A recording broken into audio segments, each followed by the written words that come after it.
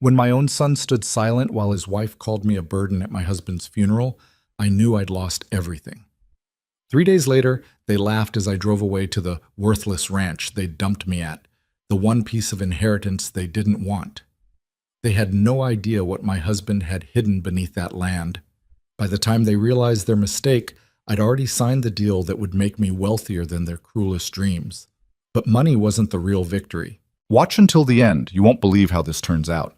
Drop a comment with your city so I can see how far this story travels. I should have known something was wrong when Vanessa wore red to the funeral. Not burgundy, not wine. Bright, arterial red, the kind that screams for attention even when you're supposed to be mourning. She stood beside my son Brandon at the graveside, her manicured hand resting on his arm like she owned him, while I stood alone on the other side of my husband's casket, clutching a tissue I'd shredded into confetti without realizing it. 43 years. That's how long Robert and I had been married. 43 years of building a life together, raising Brandon, surviving the lean times and celebrating the good ones. And now he was gone.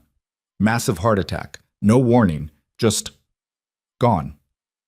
One morning he was drinking coffee and reading the paper at our kitchen table, and by noon the paramedics were telling me there was nothing they could do. The funeral was small. Robert didn't have much family left, and most of our old friends had either moved away or passed on themselves. Brandon had flown in from Sacramento with Vanessa and their 2 kids, Tyler and Madison.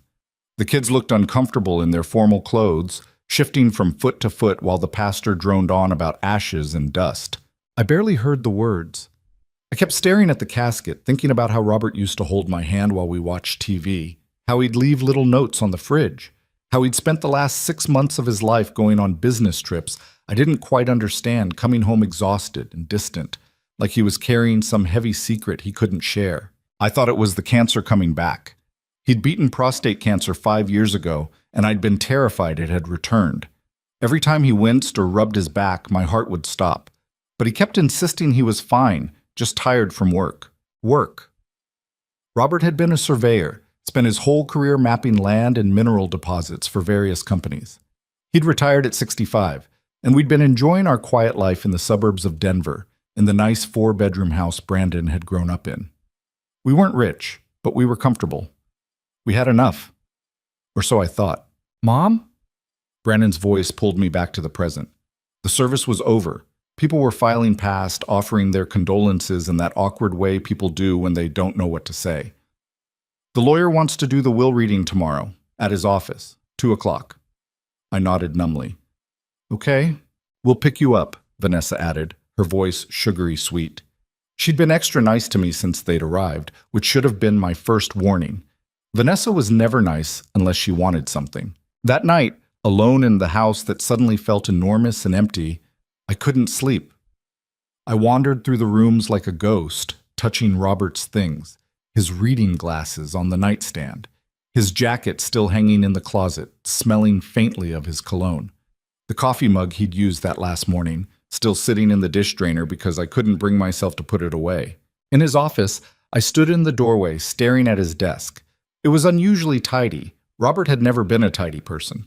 His desk was usually covered in papers, maps, rock samples, half-finished crossword puzzles. But now everything was neatly filed away, like he'd been preparing for something. Or someone. I didn't go in. I couldn't. Not yet. The next day, Brandon and Vanessa picked me up in their spotless BMW SUV. I sat in the back like a child while they talked about California housing prices and their plans to renovate their kitchen. Neither of them asked how I was doing. Neither of them mentioned Robert. The lawyer's office was in one of those old downtown buildings with brass fixtures and wood paneling that smelled like lemon polish and old paper. Martin Hendricks had been Robert's lawyer for 20 years, handling everything from our wills to the occasional contract dispute. He was a kind man in his 70s with gentle eyes behind wire-rimmed glasses. "Evelyn," he said, taking my hands in his, "I'm so very sorry for your loss. Robert was a good man." "Thank you, Martin." We settled into the leather chairs across from his massive desk. Brandon sat forward, eager. Vanessa crossed her legs and examined her nails, looking bored. I just felt numb. Martin opened a folder and cleared his throat. "Robert updated his will 6 months ago," he began. "He was very specific about his wishes." 6 months ago.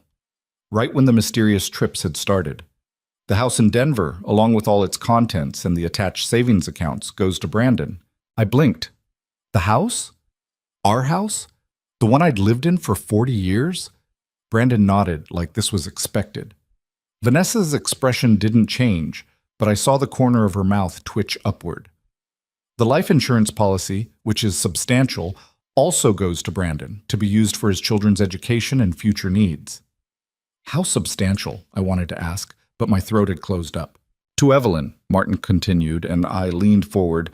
Robert leaves the ranch property in Copper Basin, Colorado, along with all mineral and water rights associated with that property. Silence. Then Vanessa laughed. Actually laughed. A sharp, ugly sound that cut through the quiet office like a knife. The ranch, she said. That falling down shack in the middle of nowhere? That's what she gets? Martin's face hardened. The property is quite extensive. 80 acres of worthless mountain dirt, Vanessa interrupted. She turned to me and her face was no longer sweet. It was cruel. Congratulations, Evelyn. You get the dump. We get everything that actually matters. Vanessa, Martin said sharply, but she was on a roll now. I mean, really, what are you going to do with a ranch? You're 68 years old. You can barely handle the stairs in the Denver house. That place doesn't even have proper plumbing. No electricity half the time. It's 4 hours from civilization. She laughed again, looking at Brandon. Remember when your dad dragged us up there that one summer? It was disgusting. Spiders everywhere. No air conditioning. I wouldn't let the kids use the outhouse. I remembered. Brandon had been 16, complaining the whole time. Vanessa, his girlfriend back then, had refused to leave the car. Robert had been so disappointed. The property has been in Robert's family for generations, Martin said, his voice tight with controlled anger.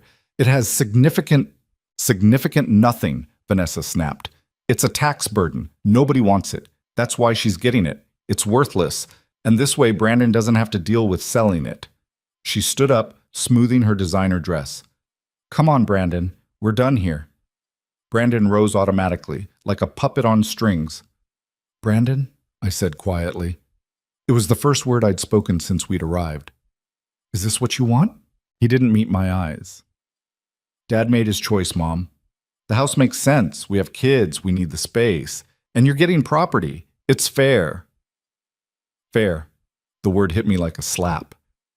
You could live with us, though, Vanessa added, and her voice was poison disguised as honey. We could convert the garage into a little apartment. You could help with the kids, do some cooking and cleaning to earn your keep. That way you wouldn't have to go rot in that terrible ranch all alone. Help with the kids. Earn my keep. I looked at my son, the boy I'd raised, the man I'd sacrificed everything for. I'd worked 2 jobs to put him through college. I'd co-signed his first car loan. I'd babysat Tyler and Madison every weekend for the first 3 years of their lives while Brandon and Vanessa built their careers. I'd sent them money when Brandon's startup failed. I'd been there for every birthday, every Christmas, every moment they'd needed me. And now I was supposed to earn my keep by cleaning their garage apartment? Brandon, I said again, look at me. He finally did, and what I saw in his eyes broke something inside me that I didn't know could break. There was nothing there. No grief for his father, no love for his mother, just impatience and a desire to get this over with so he could get back to his real life. When had I become so invisible to him? The ranch is fine, I heard myself say. My voice sounded strange, distant. I'll take the ranch. Vanessa's smile was triumphant. Perfect. You can go live there and leave us alone. No more guilt trips about not visiting enough. No more passive-aggressive comments about how we raise our kids. You can just disappear. Disappear. Brandon said nothing. He just stood there, his hand on Vanessa's back, waiting to leave. Martin looked like he wanted to say something, but what could he say? This was what Robert had wanted. This was what my son was allowing. There's one more thing, Martin said quietly. Robert left you a letter, Evelyn. He asked me to give it to you privately. We don't have time for... Vanessa started. I don't care what you have time for, Martin interrupted, his professional courtesy finally snapping. This is a private matter between Evelyn and her late husband. You can wait in the lobby. For a moment I thought Vanessa would argue, but something in Martin's expression made her reconsider. She huffed and stalked out. Brandon followed without a word to me, without a goodbye, without anything. When the door closed, Martin pulled an envelope from his desk drawer. My name was written on it in Robert's familiar handwriting, shaky and uncertain, like he'd written it while his hand was trembling. "He gave this to me 3 months ago," Martin said. "He made me promise not to open it, not to read it, just to give it to you after the will was read." He paused. "Evelyn, I think you should read this before you make any decisions about the ranch." "What decisions? I don't have any other options." "Just read it," he said gently. "Please." I took the envelope with numb fingers. Through the frosted glass of Martin's office door, I could see Vanessa's silhouette, pacing impatiently. Brandon sat motionless in one of the lobby chairs, looking at his phone. My family, the people I'd built my entire life around, and they couldn't wait to get rid of me. I left Martin's office through the back exit. I couldn't face them again. Couldn't stand to see Vanessa's smug expression or Brandon's empty eyes. Martin understood. He just squeezed my shoulder and told me to call him if I needed anything. I took a cab back to the house. My house. Except it wasn't mine anymore, was it? It was Brandon's now. I was just a guest in the home I'd lived in for 40 years, a guest who would soon be asked to leave. Inside, I sat at the kitchen table, the same table where Robert had drunk his last cup of coffee, and opened the envelope. The letter was 3 pages long, written in Robert's increasingly unsteady handwriting. By the 3rd page, I could barely read it through my tears. "My dearest Evelyn, if you're reading this, I'm gone. And I'm so sorry I had to leave you this way. I'm sorry for a lot of things, actually. I'm sorry I've been distant these last months. I'm sorry I couldn't tell you what I was doing. I'm sorry I had to lie. But most of all, I'm sorry I had to hurt you to save you. By now, you've been to Martin's office. By now, you know about the will. By now, Brandon and that awful woman he married have shown you exactly who they are. I wish I'd been wrong about them. I wish I could have believed that our son would take care of you, that he'd honor you, that he'd see your worth. But I knew. I've known for years. Ever since he married Vanessa, he's changed. Or maybe he didn't change. Maybe he was always like this, and I just didn't want to see it. Either way, I knew that if I left you at his mercy, you'd spend the rest of your life being used and diminished and made to feel small. So I'm giving you something they can't touch, something they'll never understand the value of, something that will set you free. The ranch, Evelyn. Our ranch. The place where I proposed to you all those years ago, remember? We were so young and so broke, but I promised you that someday we'd build a life there. I never forgot that promise. For the last 6 months, I've been having the property surveyed. Quietly. Professionally. I hired the best geological consultants I could find, and I paid them to keep their mouths shut. What they found, Evelyn, there's copper under that land. So much copper. Millions of dollars worth. Maybe tens of millions.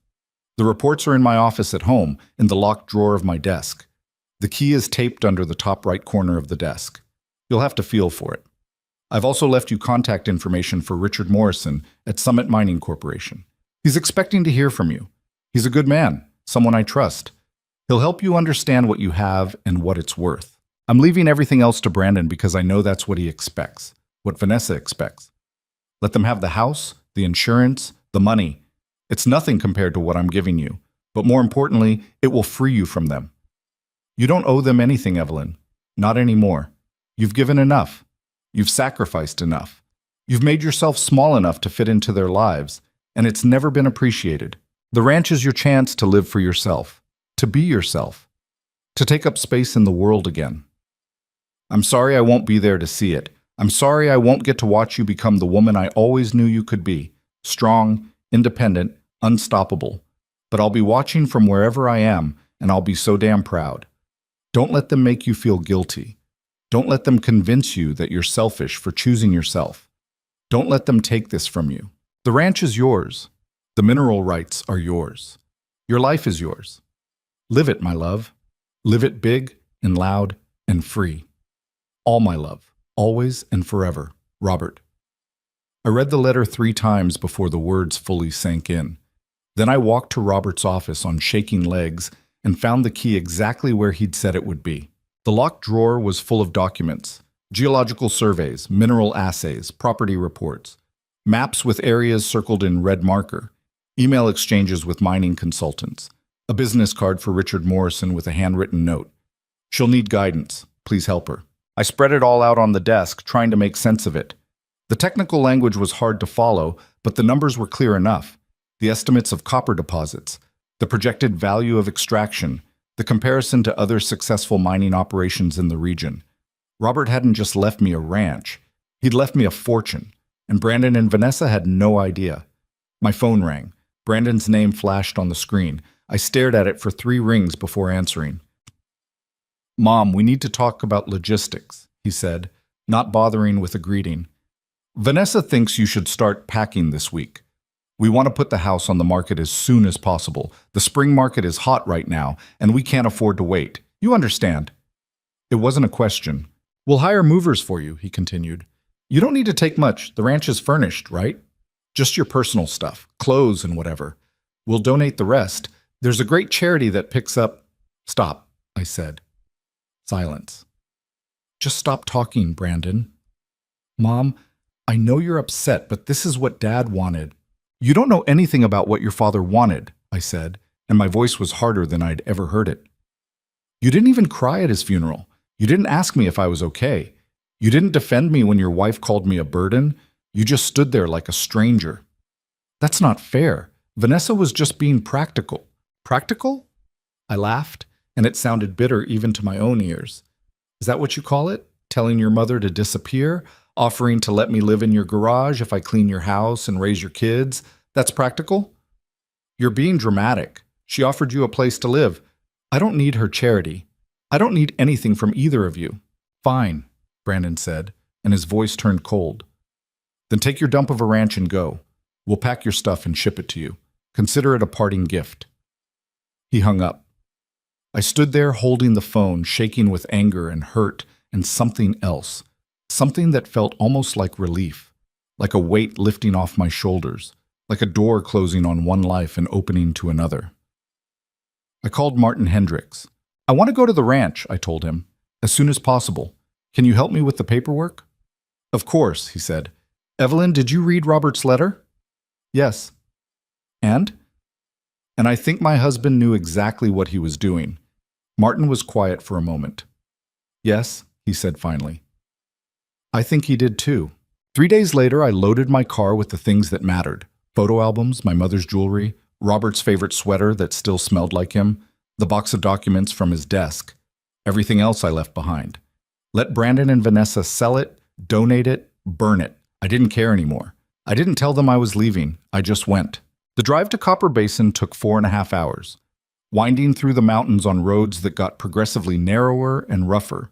My phone lost service after the first 2 hours. The radio faded to static. It was just me and the road and the pine trees pressing in on both sides. I'd only been to the ranch a handful of times over the years. It had belonged to Robert's grandfather, passed down through the family, but nobody had lived there in decades.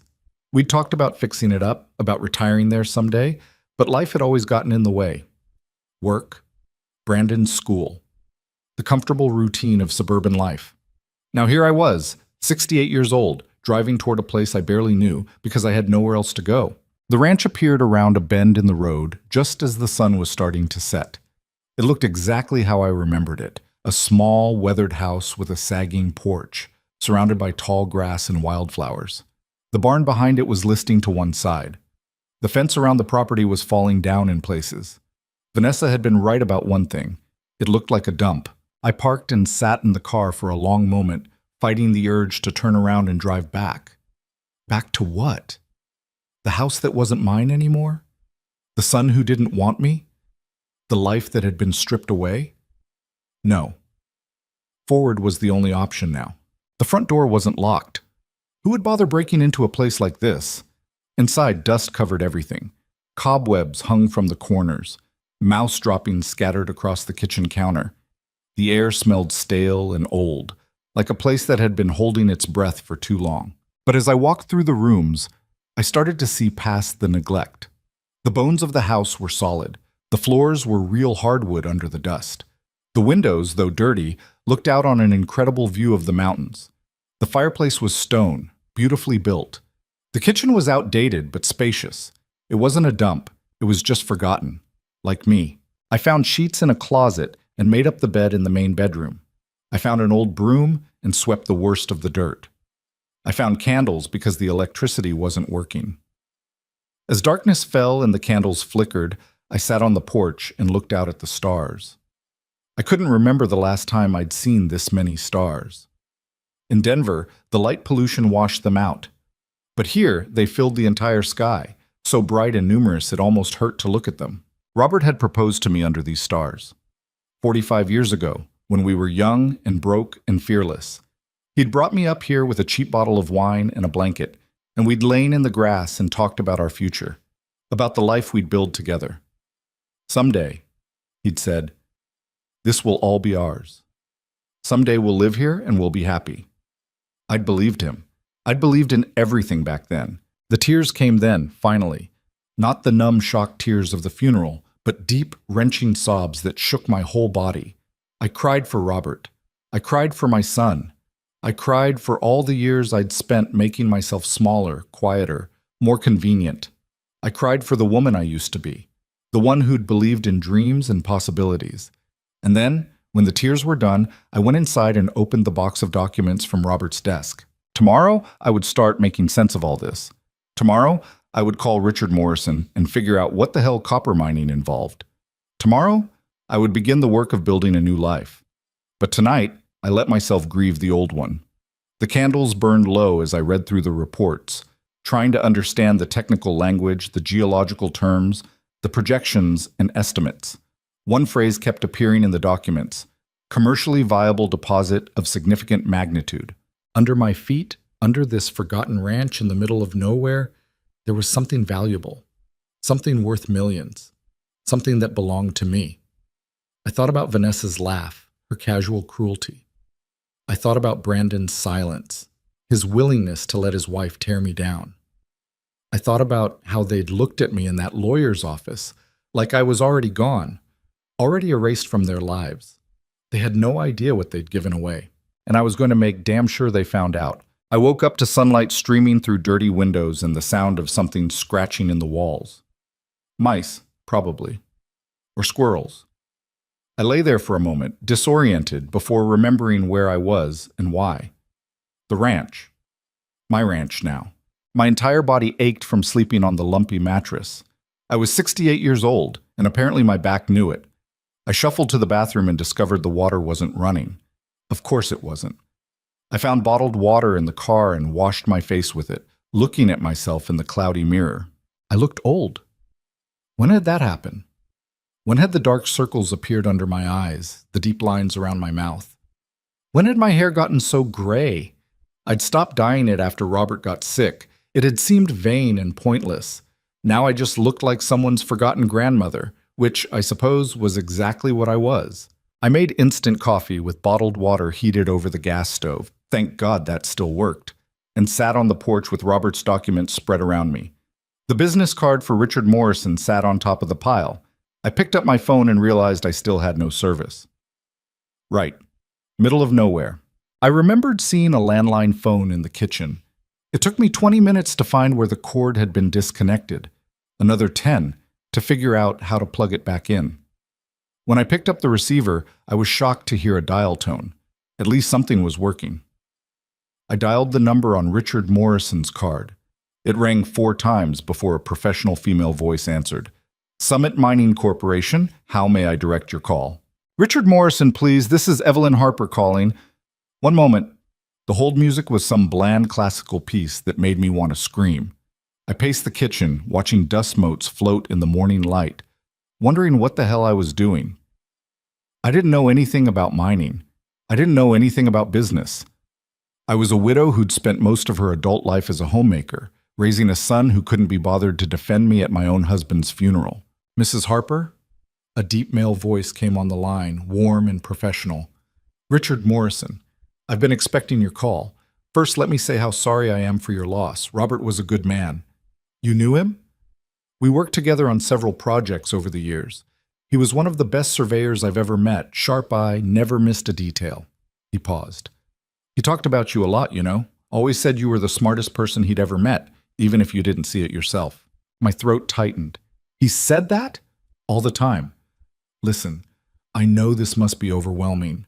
Why don't I drive up there tomorrow? We can walk the property together, I can explain what we're looking at, and we can discuss your options. No pressure, no obligations, just information. I'd appreciate that. How's 10 in the morning? That's fine.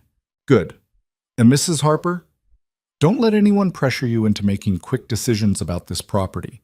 What you have is valuable, very valuable. Take your time, understand what you're sitting on, and make the choice that's right for you. After we hung up, I spent the rest of the day trying to make the ranch livable.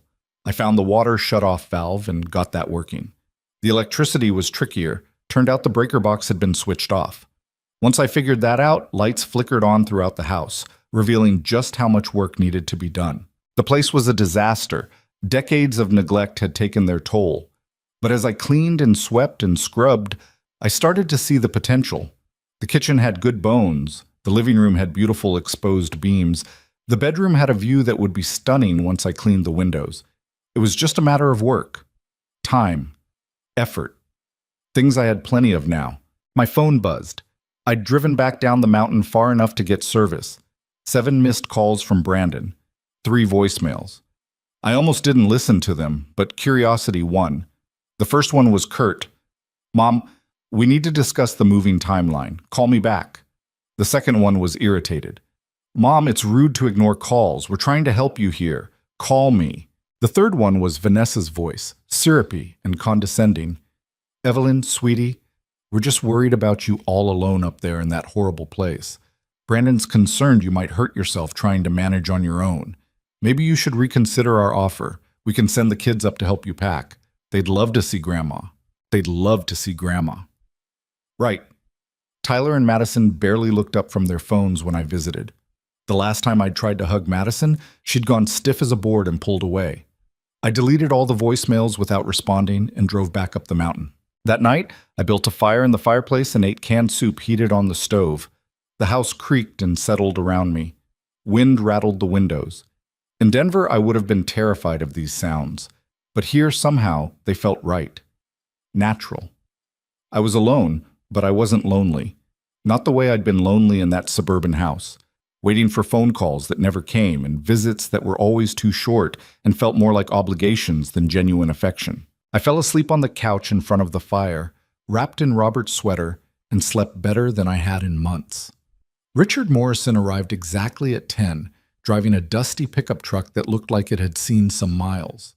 He was younger than I'd expected, maybe 55, with weathered skin and kind eyes that crinkled when he smiled. He wore work boots and jeans and a flannel shirt, looking more like a rancher than a mining executive. "Mrs. Harper," he said, shaking my hand firmly.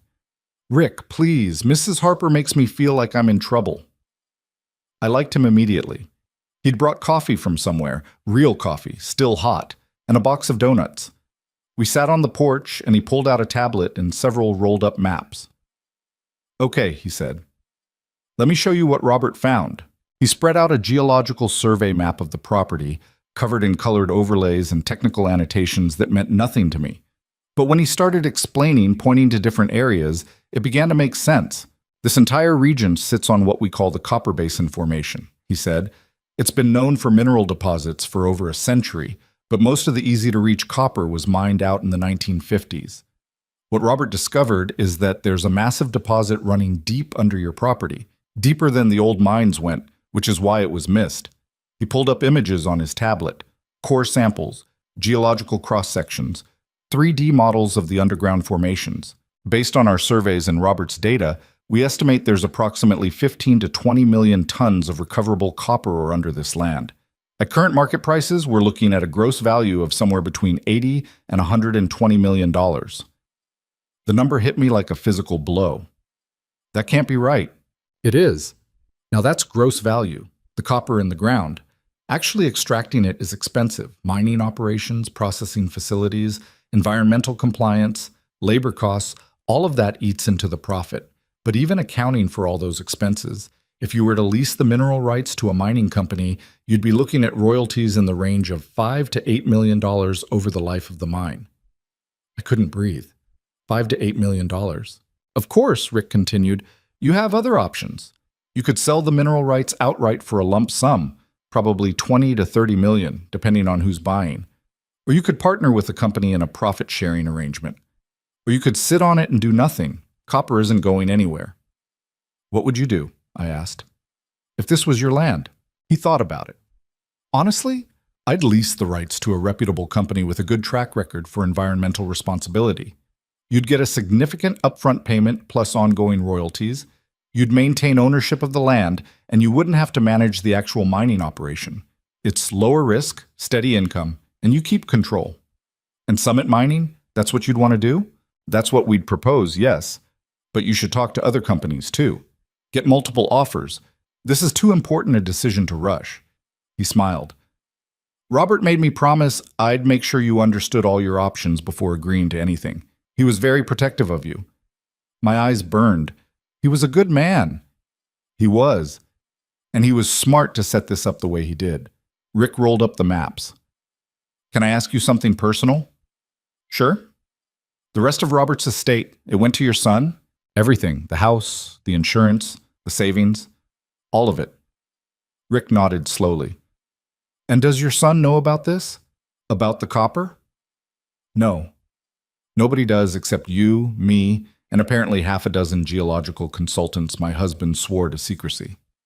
Are you planning to tell him? I thought about Brandon's face in the lawyer's office, his silence, his empty eyes, the way he'd let Vanessa tear me down without saying a word. Not yet, I said. Rick grinned. Good. Let them sweat. We spent the next 2 hours walking the property.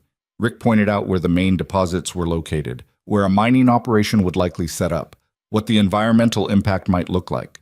He was thorough and patient, never talking down to me, always checking to make sure I understood.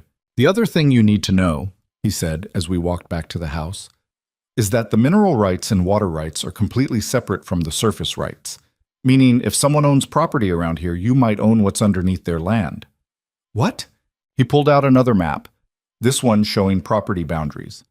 See this parcel here? That's a subdivision about 5 miles south, 20 luxury homes built 10 years ago. Robert's family owned all this land originally, and when pieces were sold off over the years, the mineral rights were retained. So legally, you own the minerals under those houses. I stared at the map. Do the homeowners know? They should. It's in their property deeds, but most people don't read the fine print. He zoomed in on the map. This property right here? That's particularly interesting. It's a 5-bedroom custom home on 3 acres, sold 2 years ago for $1.2 million. And according to the surveys, there's a significant copper deposit directly underneath it. Something cold settled in my stomach. What's the address? Rick checked his tablet. 447 Pinecrest Drive, Copper Basin Estates. I knew that address. I'd sent Christmas cards there. It was Brandon's house. My son and his wife, in their expensive home with their expensive cars and their expensive lifestyle, were living on top of a copper mine that belonged to me. You okay? Rick asked. You look pale. That's my son's house, I said quietly. Rick's eyes widened. Oh, that's... Wow. They don't know, do they? That I own the mineral rights under their property? Probably not. Like I said, most people don't pay attention to that clause in the deed. It's usually not an issue. Mineral rights are rarely exercised. He paused. But if you did decide to mine that deposit, you'd have legal access. The mining company would have to negotiate surface access agreements with the property owners, of course. But the copper itself is yours. I sat down on a fallen log, my legs suddenly weak. Brandon and Vanessa had been so smug, so certain they'd gotten everything of value.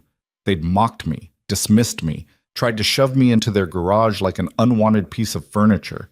And all along they'd been living on top of my fortune. The irony was almost funny. Almost.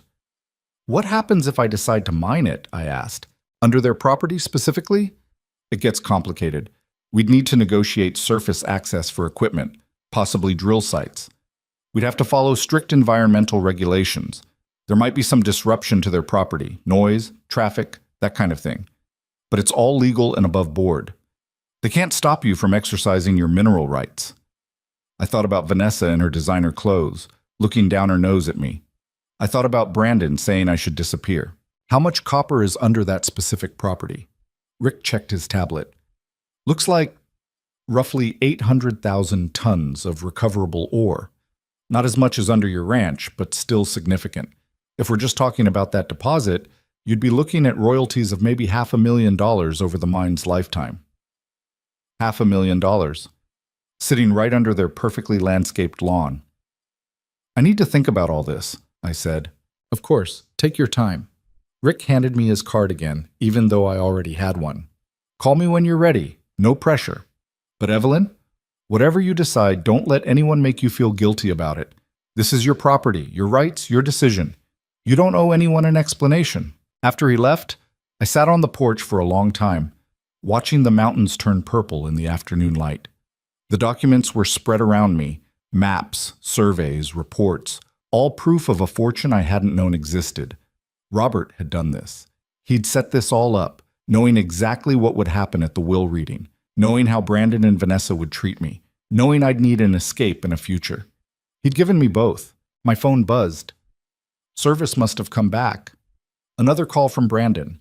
I answered this time to Mom, finally. Where have you been? At the ranch, getting settled. Right, about that. Vanessa and I have been discussing it, and we really don't think it's safe for you to be up there alone. What if you fall? What if you have a medical emergency? There's no hospital for hours. I'm fine, Brandon. You're not fine. You're grieving, and you're not thinking clearly. We want you to come back to Denver. We can help you get situated somewhere appropriate. Maybe a nice senior community with activities and… No.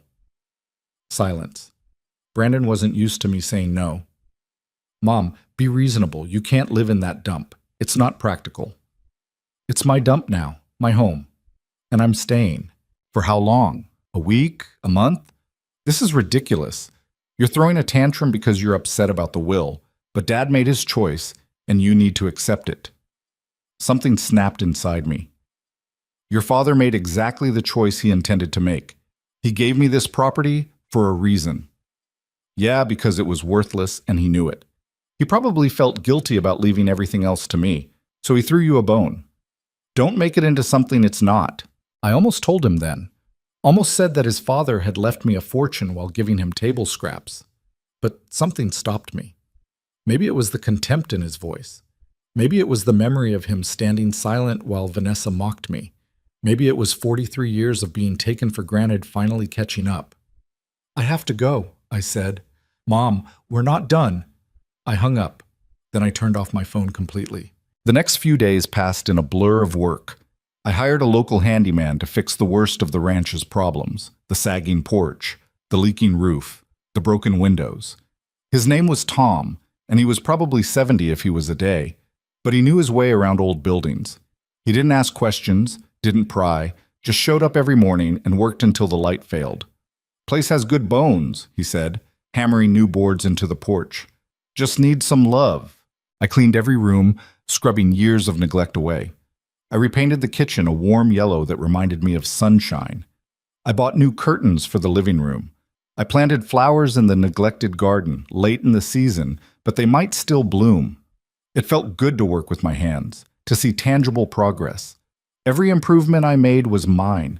Nobody could take it away. I called Martin Hendricks and asked him to draw up papers officially transferring the deed and mineral rights into my name. He said he'd already started the process, that Robert had left very specific instructions. There's something else, Martin said. Robert left a safety deposit box.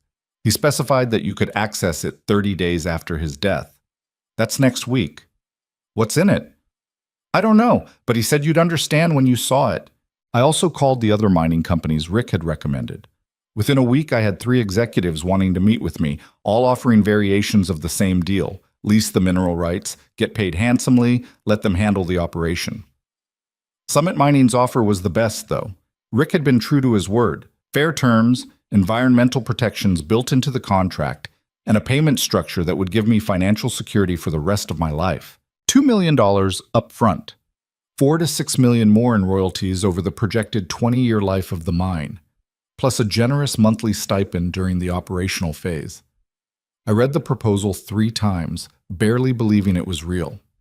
My phone, turned back on because I needed it for business, started ringing constantly. Brandon called twice a day. Vanessa left increasingly aggressive voicemails. The kids even called once, clearly coached, asking when Grandma was coming to visit. I didn't answer any of them. Instead, I met with lawyers, I met with accountants, I met with financial advisors who explained how to structure the deal to minimize taxes and maximize my security. I was learning a new language: mineral rights, royalty agreements, environmental impact assessments, estate planning. It was terrifying and exhilarating in equal measure. 3 weeks after arriving at the ranch, I sat in a conference room at Summit Mining's regional office, surrounded by lawyers and executives, and signed the lease agreement. Rick shook my hand afterward, grinning. "Congratulations, Evelyn. You're officially in the mining business." The $2 million payment hit my bank account the next day. I sat in my truck in the parking lot of the bank in Copper Basin, staring at my phone, at the balance that had gone from $4,000 to $2 million and $4,000 in an instant. I'd never had money like this. Never. Robert and I had been comfortable, but we'd lived paycheck to paycheck for years, always saving, always careful. Even after he retired, our savings had been modest, enough to live on, not enough to worry about. Now I had more money than I knew what to do with. The first thing I did was buy the ranch outright from the estate. Technically, I'd only inherited it pending final probate, and I wanted no legal ambiguity. Martin handled it. Brandon had to sign off since he was executor, but he couldn't refuse without looking suspicious. The transaction went through without comment. The second thing I did was hire a proper contractor to renovate the ranch completely. New kitchen, new bathrooms, new everything. I was going to turn this worthless dump into a home I actually wanted to live in. The third thing I did was set up a meeting with Richard Morrison to discuss the deposit under Brandon's house. We met at a diner in Copper Basin, away from the corporate office, just the two of us. "I want to mine it," I said. "The deposit under my son's property. I want to know what that process looks like." Rick raised his eyebrows. "You sure about this? It's going to create some family tension." "The family tension already exists. This just makes it visible." He nodded slowly. "Okay, here's how it works. We file for the necessary permits with the county and state. We notify the surface property owners, in this case your son, of our intention to exercise mineral rights. We negotiate a surface access agreement, which typically includes compensation for any disruption or damage. And then we start operations." "How long before they find out?" "The notification letter goes out as soon as we file the permits, so probably within 2 weeks of starting the process." "And they can't stop it?" "They can try. They can lawyer up, file objections, claim environmental concerns, but ultimately, if you own the mineral rights, and you do, they can't prevent you from exercising them. They might be able to delay things, negotiate for specific protections, but not stop it entirely." I thought about this. Thought about Brandon opening that letter. Thought about Vanessa's face when she realized what it meant. "Do it," I said. "File the permits." Rick studied me for a moment. "This isn't just about the money, is it?" "No," I admitted. "It's about them understanding that I'm not nothing, that I'm not disposable, that the woman they threw away actually had value." "Fair enough." He signaled the waitress for more coffee. For what it's worth, Robert would have loved this. He told me once that if Brandon didn't appreciate you, he hoped you'd find a way to make him see what he'd lost. Did Robert know about the deposit under Brandon's house? Yeah, he knew. He told me about it the last time we met. Said it was like poetry. His son living on top of a fortune he didn't know existed, couldn't access, and didn't deserve. Those were harsh words, but they sounded like Robert, especially near the end when he'd grown disillusioned with Brandon's choices. "There's something else you should know," Rick said. "Once news gets out about the mining operation here, people are going to start looking at you differently. You're going to go from forgotten widow to wealthy property owner. That comes with its own complications." "Like what?" "Like everyone wanting a piece. Long-lost relatives showing up. Investment opportunities that are really scams, people being nice to you because they want something." He paused. "You're going to need to be careful about who you trust." "I don't trust anyone anymore," I said. "That's probably smart, but lonely." He was right about that. The permits were filed the following Monday. Rick called me Wednesday to say the notification letters had gone out. "Your son should receive his by Friday," he said. Friday came and went. Saturday morning, my phone exploded. 12 missed calls from Brandon, 8 from Vanessa, 4 from numbers I didn't recognize, probably their lawyers. I waited until Saturday afternoon to listen to the voicemails. Brandon's first message was confused. Mom, we got a weird letter from some mining company saying they're going to drill under our house. What is this? Call me. The second was angry. Mom, this isn't funny. Did you sign something without reading it? These people are claiming they have rights to mine under our property. You need to call them and fix this now. The third was furious. I talked to a lawyer. He says the mineral rights on our property are owned by someone else. He says they're owned by you. What the hell is going on? Call me right now or I'm driving up there. Vanessa's messages were predictably dramatic. Lots of, how could you? And this is insane. And you're ruining our property value. The lawyer messages were professional but firm, requesting I contact them immediately to discuss the situation. I deleted them all and went back to painting the spare bedroom. Sunday morning, Brandon showed up at the ranch. I heard his car coming up the road, that distinctive BMW engine sound, and watched from the kitchen window as he parked and got out. He looked terrible, unshaven, rumpled, like he hadn't slept. Good. He pounded on the door. Mom, I know you're in there. Open up. I took my time, finished my coffee, and then walked to the door. When I opened it, Brandon pushed past me into the house. What the hell is going on? He demanded. Why is a mining company claiming they can dig under my house? Why do they say you own the mineral rights? This has to be some kind of mistake. It's not a mistake, I said calmly. I own the mineral rights under your property. I've owned them all along. They came with the ranch. His face went pale, then red. That's impossible. When we bought that house, the title was clear. The surface rights were clear. The mineral rights were retained by the original property owner, your great-grandfather. They've been attached to this ranch ever since. You're lying. Check your deed. It's in the fine print. Your lawyer should have caught it. He stared at me like I'd grown a second head. You can't do this. You can't just decide to mine under my house.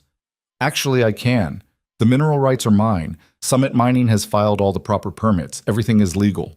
This is insane. Do you have any idea what this will do to our property? The noise, the disruption, I don't really care, Brandon. The words hung in the air between us. His mouth opened, then closed, then opened again. You don't care? You don't care that you're destroying your son's home? The way you didn't care about throwing me away? The way you didn't care when Vanessa called me a burden? The way you didn't care when you told me to disappear? My voice was rising now, all the anger I'd been holding back finally breaking free. You stood there at your father's funeral and let your wife humiliate me, and you said nothing. You took everything he left and gave me scraps, and you expected me to be grateful. So no, Brandon, I don't particularly care about your property value. This is about revenge? Are you serious right now? This is about copper worth $500,000 sitting under your lawn. But sure, call it revenge if that makes you feel better. His eyes went wide. $500,000? That's just under your property. There's about $100 million more under this ranch. I smiled, and I knew it wasn't a nice smile. Surprise! The worthless dump your wife laughed about? It's worth more than everything your father left you combined. Brandon sat down heavily on my newly painted chair, not even noticing when it left a white streak on his expensive pants. You're lying, he said again, but there was no conviction in it. Call Richard Morrison at Summit Mining. He'll confirm it. Better yet, call the geological surveyors your father hired. The reports are all public record now. I crossed my arms. Your father knew what this property was worth. He left it to me deliberately. Everything else, the house, the insurance, the money, that was just a test. To see if you'd take care of me or throw me away. You failed. Dad wouldn't. He did. He watched you for years. Watched how you changed after you married Vanessa. Watched how you treated me like an obligation instead of a person. And he made sure I'd be okay without you. Brandon's face crumpled. For a second, he looked like the little boy he used to be, the one who'd cried when his goldfish died, the one who'd hugged me tight before his first day of school. Then Vanessa's voice cut through the moment like a knife. She's bluffing, she said from the doorway. Neither of us had heard her come in. She stood there in designer athleisure, looking around the ranch house with obvious disgust. There's no way this dump is worth millions. She's making it up to manipulate you. I have the geological surveys, I said. I have the mining contracts. I have the bank statements. But you're welcome to believe whatever you want. Vanessa's eyes narrowed. If you had that kind of money, you wouldn't be living in this shack. I'm renovating, and I happen to like this shack. It's mine. This is extortion, Vanessa said. You're using some fake mining claim to try to force Brandon to give you money. We could sue you. Go ahead. My lawyers are excellent. I was bluffing. I'd only met with them twice, but she didn't know that. Vanessa turned to Brandon. Don't listen to her. She's a bitter old woman who can't handle the fact that Robert left you the real assets. This is just her throwing a tantrum. Something shifted in Brandon's expression. He looked at his wife like he was seeing her clearly for the first time. Shut up, Vanessa, he said quietly. What? I said shut up. For once in your life, just stop talking. Vanessa's mouth fell open. Brandon turned to me. Is it true? All of it? The copper, the money, the mineral rights? Yes. And you're really going to mine under our house? Yes. He nodded slowly, like he was processing something too big to fit in his head all at once. We deserve it, don't we? After how we treated you. I hadn't expected that. Hadn't expected any acknowledgement at all.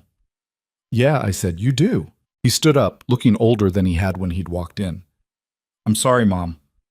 I'm sorry for all of it. I'm sorry I didn't defend you. I'm sorry I let Vanessa... He glanced at his wife, who was staring at him in shock. I'm sorry I let myself become someone Dad would be ashamed of. Brandon, what are you... Vanessa started. We're leaving, Brandon said. He walked to the door, then paused. For what it's worth, I'm glad Dad looked out for you.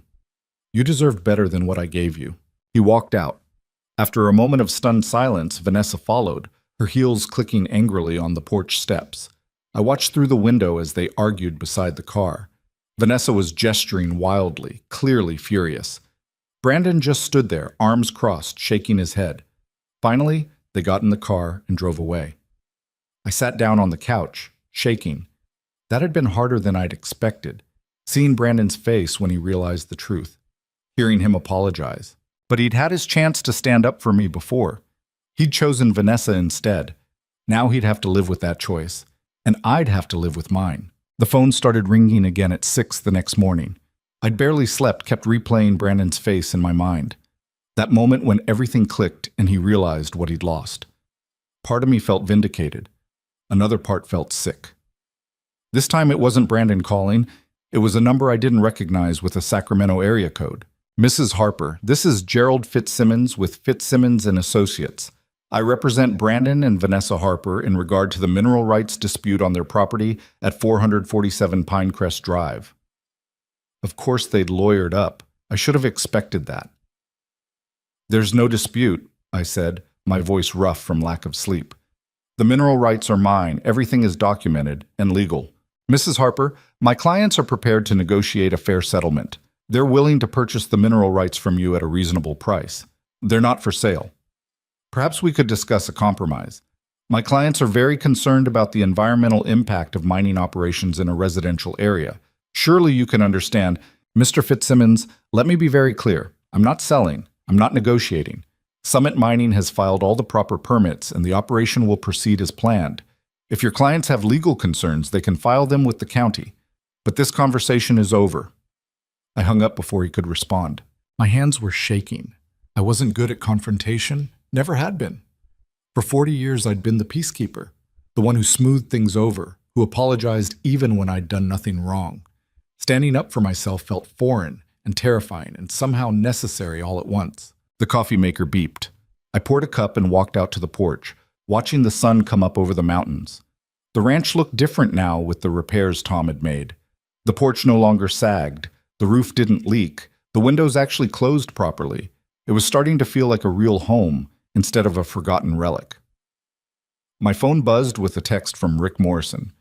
Heard from Brandon's lawyer. You holding up okay? I typed back. Define okay? Want to get breakfast?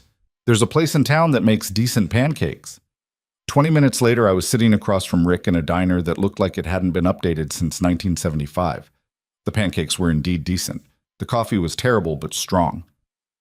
So they're trying to buy you out, Rick said, drowning his stack in syrup. Apparently, their lawyer called this morning.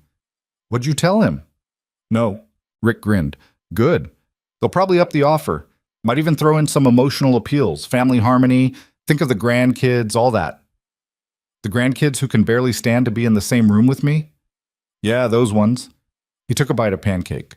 Look, I'm not going to tell you what to do. This is your decision. But I will say that people who treat you like garbage don't suddenly deserve your mercy just because the tables turned. Is that the professional mining consultant opinion? That's the human being opinion. The professional opinion is that the deposit under their house is significant enough to be worth the hassle of dealing with their lawyers. A woman in her 50s walked past our booth, then stopped and backed up.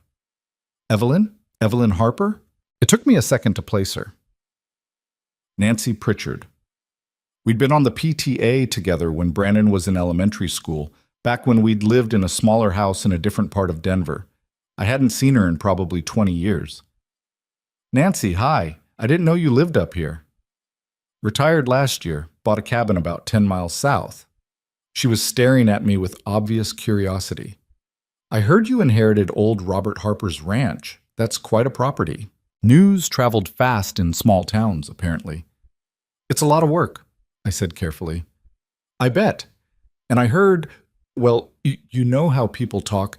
I heard there might be some mining happening. She was fishing for information, not even pretending otherwise. Maybe. We'll see. That's exciting. You must be thrilled. Robert was always so smart about land. She paused. How's Brandon doing? I remember when he was just a little thing, always getting into trouble at school. The question felt loaded somehow. He's fine. Living in California. Oh, I thought, didn't someone say he bought a house in Copper Basin Estates? I could have sworn I saw him at the grocery store last summer. My stomach dropped. Of course. The subdivision where Brandon lived wasn't hours away in California. It was 20 minutes down the mountain. They'd been living 20 minutes away for over a year, and I hadn't known. I must be mistaken, Nancy said, clearly picking up on my reaction. Well, good to see you, Evelyn. Welcome to the neighborhood. After she left, Rick raised an eyebrow. You okay? They live here, I said. Brandon and Vanessa. They don't live in California. They've been here the whole time. And they never told you? I thought about all of the phone calls over the past year. Brandon always vague about where he was, what he was doing, the excuses for why they couldn't visit, too busy with work, the kids had activities, maybe next month, the whole time they'd been 20 minutes away. No, I said quietly. They never told me. The betrayal hit me in waves. It wasn't just the will reading, wasn't just Vanessa's cruelty or Brandon's silence. It was deeper than that. Systematic. They deliberately cut me out of their lives while pretending they lived too far away to visit. They'd let me believe I was the problem, that I wasn't worth the trip, when the truth was, they just didn't want me around. Rick reached across the table and squeezed my hand. I'm sorry. Don't be. At least now I know. I pulled my hand back and picked up my coffee. When does the mining operation start? Permitting should be complete in about 3 months. We'd break ground maybe 6 months after that. Why? Just want to know the timeline, for when my son's perfect life gets disrupted. The words sounded bitter even to me, but I was done feeling guilty about it.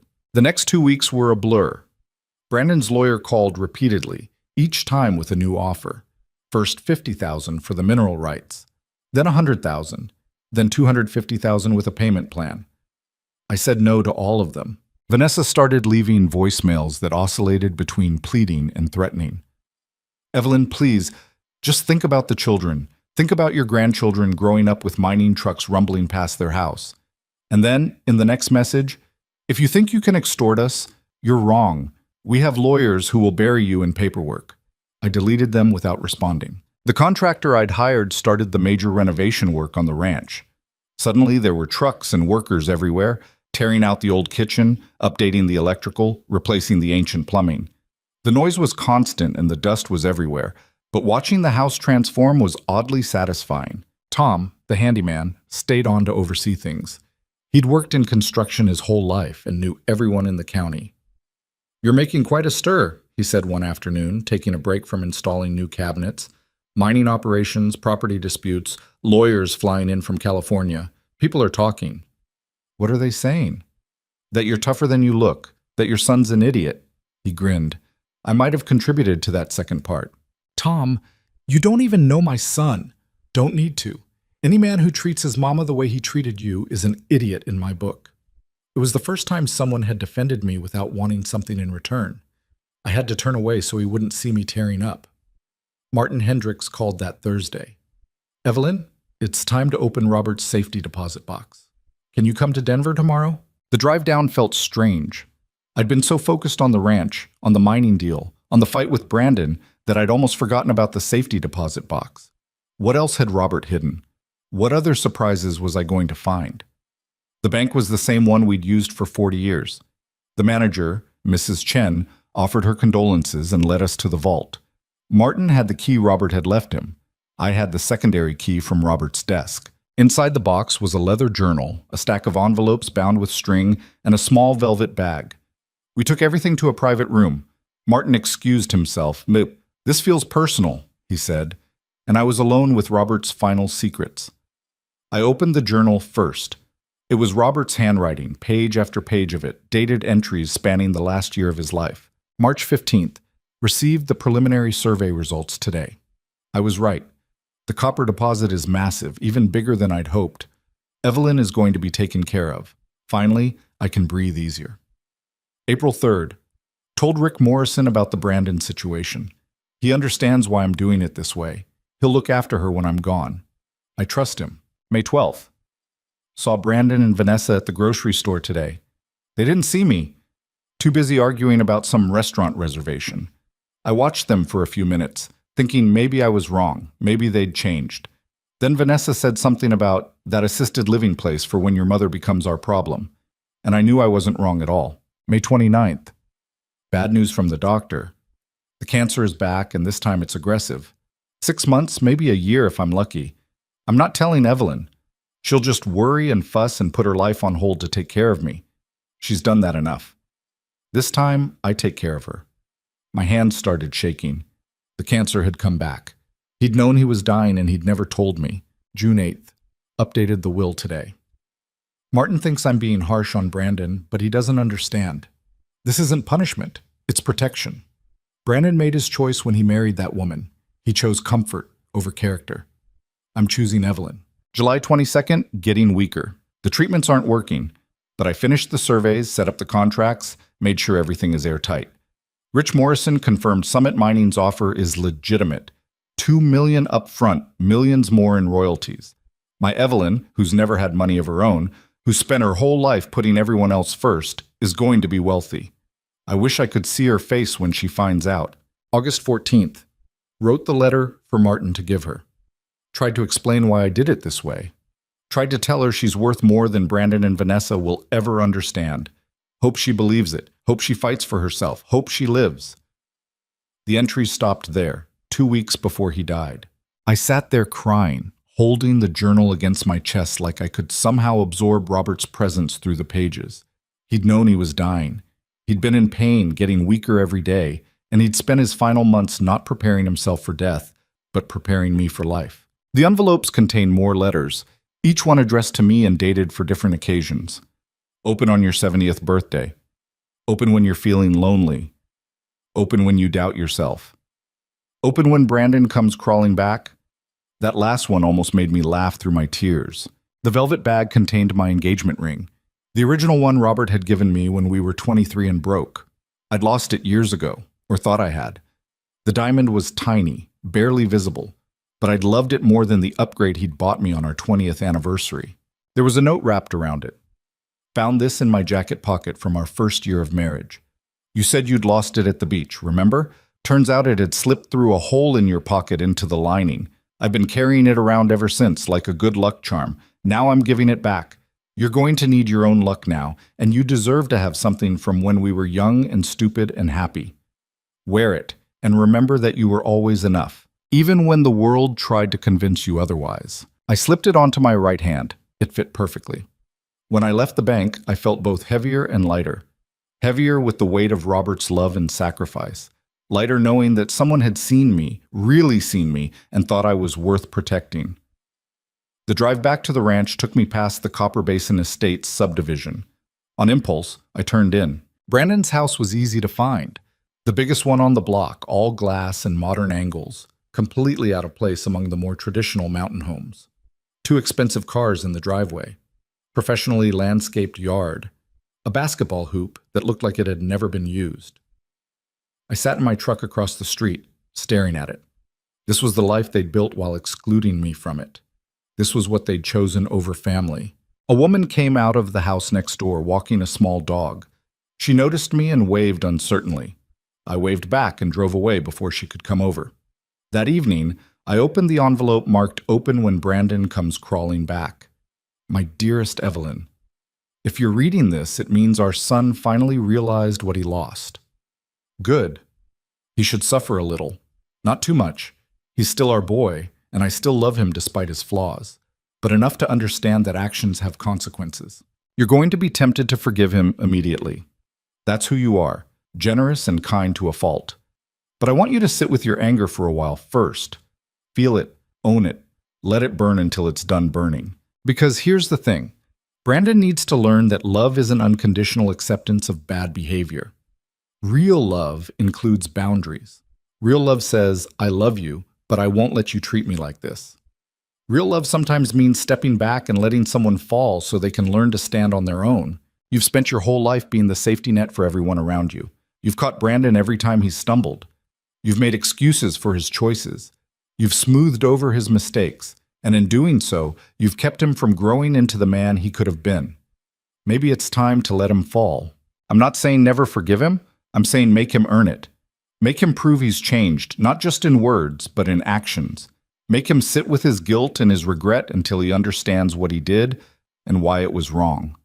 And if he can't do that, if he's too proud or too stubborn or too much under Vanessa's thumb, then let him go. You'll survive without him. You're stronger than you know. Trust me on this one. I've watched you for 43 years, and I've seen strength in you that you've never seen in yourself. Now it's time for you to see it too. All my love, Robert. I read it 3 times, then carefully folded it and put it back in the envelope. Let him fall. That night, I made a decision. I called Rick Morrison. The deposit under Brandon's house, I said. I want to move forward with it. Full operation, no compromises. You sure? This is going to get messy. I'm sure. How messy are we talking? Legal challenges, probably. They might try to claim environmental concerns, get an injunction, delay the permits. Could tie things up for months, maybe a year. Let them try. I'm not backing down. All right then. I'll get the paperwork started. He paused. Evelyn, can I ask you something? Sure. Is this really about the copper, or is this about teaching them a lesson? I thought about Robert's letter, about Brandon living 20 minutes away and never visiting, about Vanessa's cruelty and Brandon's silence, and the years I'd spent making myself smaller to fit into their lives. Both, I said honestly. The copper is worth $500,000. I'd be stupid to walk away from that, but yeah, it's also about them understanding that I'm not nothing, that I matter. Fair enough. Just wanted to make sure you knew what you were doing. I do. For the first time in a long time, I actually do. The legal papers were served 3 days later. Summit Mining filed for full permits to begin extraction operations on the deposit underlying 447 Pinecrest Drive and surrounding properties in Copper Basin Estates. Brandon called me within an hour of receiving the notice. Mom, please, we need to talk about this. No, we don't. Just hear me out. I know I screwed up. I know I should have defended you, should have stood up to Vanessa, should have been a better son. I'm sorry. I'm really, genuinely sorry. But this, his voice cracked, this is going to destroy us. Our property value will tank. The noise and disruption will be constant. The kids won't be able to play in the yard. Please, there has to be another way. There is another way. You could move. Friedrich, we can't afford to move. We're leveraged to the hilt on this house. If the value drops because of the mining operations, we'll be underwater on the mortgage. We'll lose everything. Part of me wanted to feel sympathy, but a larger part remembered him standing silent while Vanessa mocked me. Remembered discovering he'd been living 20 minutes away and never mentioned it. Remembered 40 years of putting his needs before mine. You should have thought of that before you told me to disappear, I said. I never said that. That was Vanessa, and you let her. You stood there and you let her say those things, and you didn't say a word. You chose her over me, Brandon. You made that choice. Now you get to live with it. What do you want from me? You want me to grovel? You want me to beg? Fine, I'm begging. Please don't do this, please. I closed my eyes. This was harder than I'd expected. hearing him break down, hearing real fear in his voice. This was my son. I'd rocked him to sleep as a baby. I'd bandaged his scraped knees. I'd helped him with homework and driven him to soccer practice and sat through terrible school plays just to watch him shine for 3 minutes on stage. And he'd thrown me away like trash. I want you to understand, I said quietly, what it feels like to be powerless, to have your whole life turned upside down by someone else's decision, to be treated like you don't matter. I understand. I swear I understand. No, you don't. Not yet. But you will. I hung up. The phone rang again immediately. I turned it off. That night I sat on the newly renovated porch. Tom and his crew had finished it that afternoon and watched the stars come out. The journal sat on my lap, open to one of Robert's later entries. September 2nd. Evelyn asked me today if I was okay. I lied and said yes, just tired. The truth is I'm terrified. Not of dying, I've made my peace with that, but of leaving her alone, of not being there to protect her when Brandon and Vanessa show their true colors. I'm putting everything in place to give her options, to give her power. But what if it's not enough? What if she forgives them too easily? What if she can't stand up for herself? But then I remember the woman I married, the woman who worked 2 jobs to put Brandon through school, the woman who stood up to that terrible principal when Brandon was being bullied, the woman who nursed me through cancer the first time with strength I didn't know existed. She's still in there, my Evelyn. She's just forgotten she's strong. Maybe this is how she remembers. I remember, Robert, I whispered to the empty night. I finally remember.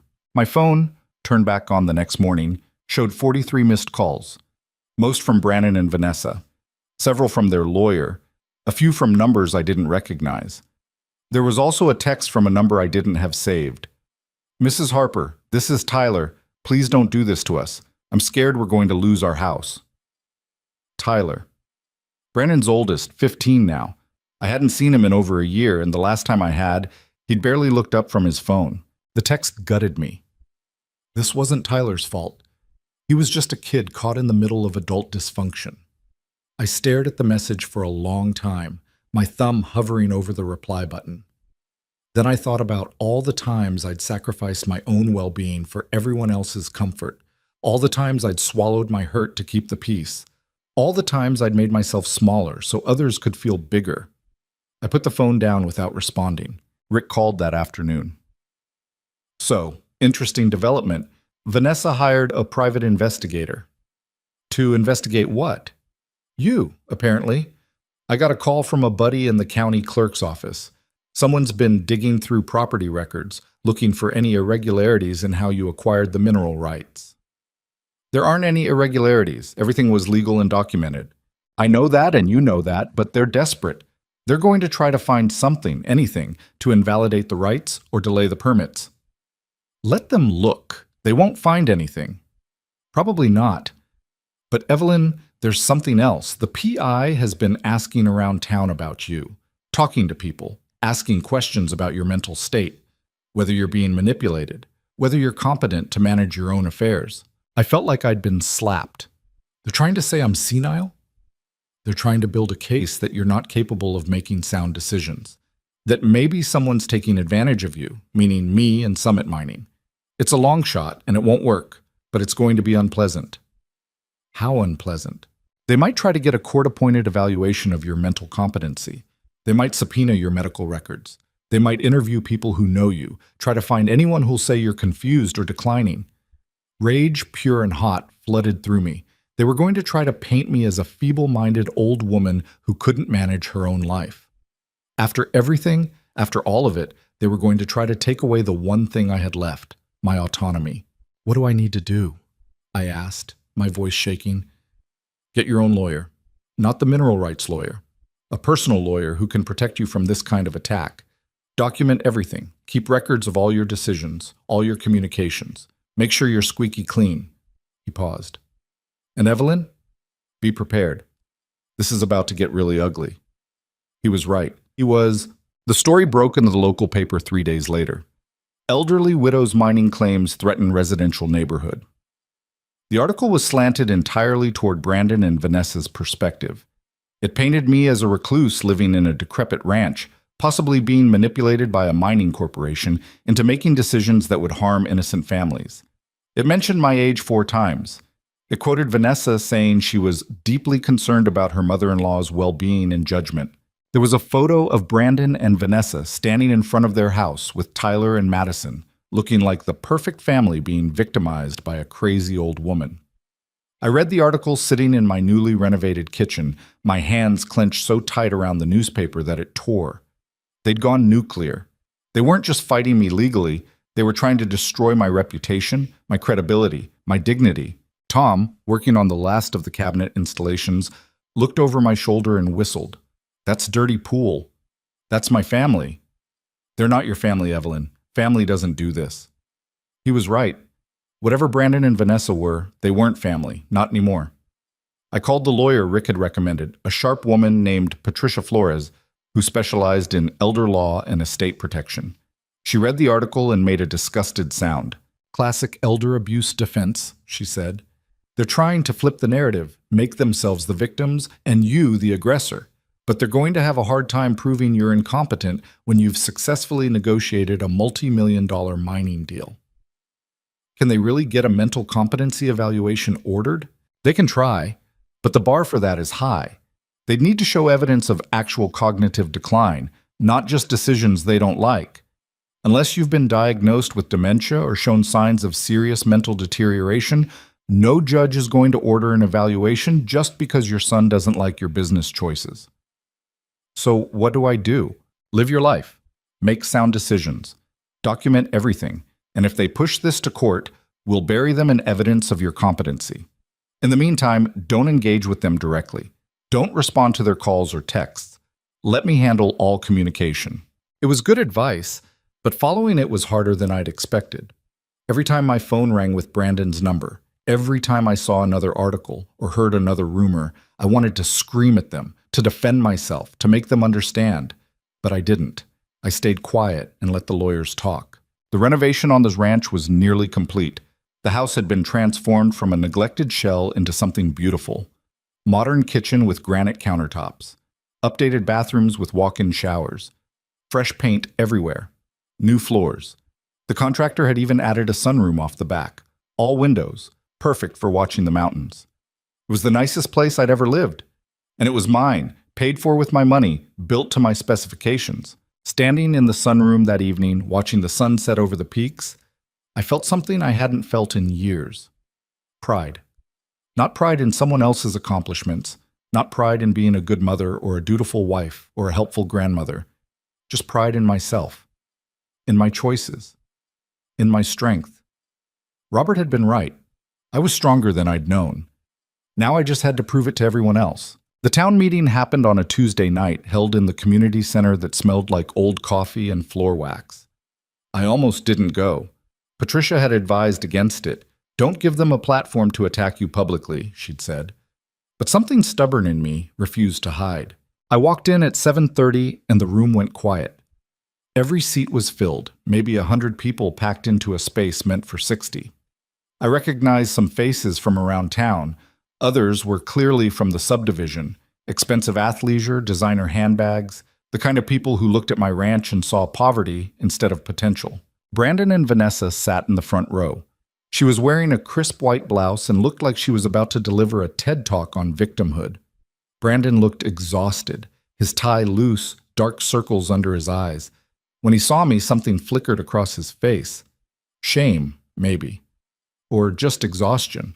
"Mrs. Harper," the moderator said, a thin man in his 60s who ran the local hardware store. "We're glad you could join us. We're here tonight to discuss the proposed mining operations and their potential impact on our community." I took a seat in the back. Nancy Pritchard, the woman from the diner, was sitting 2 rows ahead. She turned and gave me a small wave. A few other people nodded. Not everyone was against me, apparently. Vanessa stood up without waiting to be called on. "I want to start by saying that this isn't personal. We love Evelyn. She's family. But what's being proposed here is going to devastate our neighborhood and property values for miles around." Love. That word coming from her mouth made me want to laugh. "Mining operations bring noise pollution, air pollution, heavy truck traffic through residential areas," she continued, her voice practiced and smooth. Our children won't be able to play outside safely. Our homes will lose value. Experts estimate up to 30%. And for what? So one person can profit while hundreds of families suffer? Murmurs of agreement rippled through the crowd. Furthermore, Vanessa said, and her voice took on a concerned, almost pitying tone, we have serious questions about whether Mrs. Harper fully understands what she's agreeing to. She's recently widowed, grieving, isolated in that ranch. We're concerned that she may be vulnerable to exploitation by mining corporations who see an opportunity to take advantage of an elderly woman who doesn't have family nearby to protect her. The rage that shot through me was so hot, I saw spots. That's a lie, I said, standing up. My voice came out louder than I'd intended, echoing off the walls. The moderator cleared his throat. Mrs. Harper, you'll have a chance to speak. No, she needs to hear this now. I walked down the aisle and people shifted in their seats. I'm not being exploited. I'm not confused. I'm not some feeble old woman who doesn't understand what's happening. I own the mineral rights. I've consulted with lawyers, geologists, and financial advisors. I've read every contract, every report, every environmental impact study. I know exactly what I'm doing. Mom, please, Brandon said quietly. Just listen to what people are saying. This affects more than just you. You're right. It does affect more than just me. It affects my financial security. It affects my future. It affects whether I spend the rest of my life dependent on people who've made it very clear they don't want me around. Vanessa's face went red. That's not fair. We offered you a place to live. In your garage, doing your housework, raising your kids. That's not family, Vanessa. That's free labor. Someone in the crowd gasped. Good. Let them be shocked. The mineral rights are mine, I continued, looking around the room. They were legally transferred to me by my late husband. Everything Summit Mining is doing is permitted, regulated, and completely legal. If you don't like it, that's unfortunate, but it's not my problem. What about the disruption to our community? A man in an expensive polo shirt called out. What about our quality of life? What about mine? What about the 40 years I spent putting everyone else first? What about the fact that I was told I was worthless, that the property I inherited was garbage, that I should just disappear? My voice cracked. You want to talk about quality of life? My quality of life was my son standing silent while his wife humiliated me at my husband's funeral. My quality of life was discovering they'd been living 20 minutes away for a year without telling me. So forgive me if I'm not particularly concerned about your property values. The room erupted, people talking over each other, some agreeing, some outraged. The moderator was banging his gavel, calling for order. Brandon stood up. Can everyone just stop for a second? He turned to face me and his eyes were wet. Mom, I'm sorry. I'm so sorry for all of it. You're right. I failed you. I let Vanessa control everything, and I was too weak to stand up to her. I was too worried about keeping the peace in my own house to protect you. And I know that's not good enough. I know sorry doesn't fix it. Vanessa was staring at him like he'd grown a second head. But please, Brandon continued, his voice breaking, don't punish Tyler and Madison for my mistakes. They're just kids. They didn't do anything wrong. If you go through with this, we'll lose the house. I'm not exaggerating. We're already stretched thin financially. We'll lose everything, and my kids will pay the price. For a moment, I wavered. Tyler's text flashed through my mind. The image of my grandchildren losing their home because of my choices. Then I thought about Robert's letter. Let him fall. You should have thought about that before you leveraged yourself to the hilt buying a house you couldn't afford, I said quietly. You should have thought about that before you decided appearances were more important than family. You should have thought about that before you threw me away. Mrs. Harper, the moderator said, the community would like to propose a compromise. What if the mining operation proceeded on your ranch property only, and the deposits under the residential area were left untouched? Would that be acceptable? I looked at Rick Morrison, who was sitting quietly in the corner. He gave a slight shake of his head. The residential deposit was significant income. Walking away from it would be foolish. No, I said. That's not acceptable. The meeting dissolved into chaos after that. People shouting, the moderator trying and failing to restore order. Vanessa screaming something about lawyers and injunctions. Brandon just sitting there with his head in his hands. I walked out. Nancy Pritchard caught up with me in the parking lot. Evelyn, wait. I stopped, expecting another lecture about community values or thinking of the children. I just wanted to say I think you're incredibly brave, she said instead. My daughter went through something similar with her in-laws. They treated her like garbage until they needed something from her. Sometimes the only way toxic people learn is through consequences. Tell that to my grandkids who might lose their house. Their parents put them in that position, not you. You're not responsible for cleaning up Brandon's financial mess. She squeezed my arm. Stand your ground. You've earned that right. After she left, I sat in my truck for a long time, hands shaking on the steering wheel. The confrontation had taken everything out of me. I wasn't good at this, at being hard, at standing firm when people were crying and begging. Every instinct I had was screaming to give in, to make peace, to sacrifice my own needs for everyone else's comfort. That's what the old Evelyn would have done. But the old Evelyn had been taken advantage of for so long she'd forgotten she mattered. I drove home to my beautiful renovated ranch and poured myself a glass of wine, something I never did alone. Then I opened another one of Robert's letters, this one marked "Open when you want to give up." My darling, if you're reading this, you're tired. The fight is hard. People are pressuring you, making you feel guilty, telling you you're selfish or cruel or wrong. You're wondering if it's worth it, if maybe they're right, and you should just give in and make everyone else happy. Stop. Breathe. Remember this. You are not responsible for other people's poor choices. You are not responsible for their financial problems or their relationship problems or their inability to plan for consequences. You are only responsible for yourself. Brandon is a grown man. If he's in financial trouble, that's his problem to solve. If his marriage is falling apart, that's his problem to work through. If his children are suffering, that's on him as a parent, not on you as a grandparent. I know that sounds harsh. I know every fiber of your being wants to rush in and fix it, but you can't. You've tried for 40 years to fix Brandon's problems, and all it's done is teach him that someone will always bail him out. It's time to let him stand on his own. And yes, he might fall. He might lose the house. His marriage might crumble. His kids might be disappointed in him. That will hurt to watch. But it's the only way he'll learn. It's the only way he'll grow into the man he should have been all along. You are not the villain in this story, Evelyn. You never were. Don't let them convince you otherwise.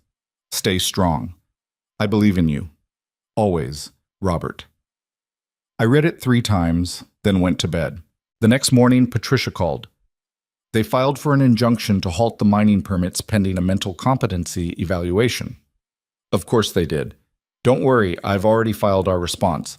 Judge Morrison, no relation to Rick apparently, is hearing arguments next week. We'll shut this down fast. But it wasn't fast. The legal process dragged on for weeks.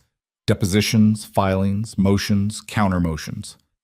Brandon and Vanessa's lawyer tried to paint me as declining and confused. They brought in a doctor who'd never met me to testify about age-related cognitive decline statistics.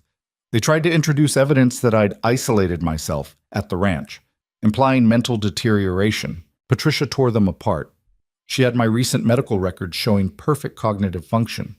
She had testimony from Rick Morrison about my shrewd negotiation of the mining contracts.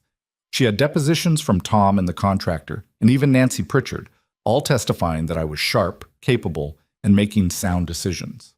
The judge threw out the competency petition in under an hour.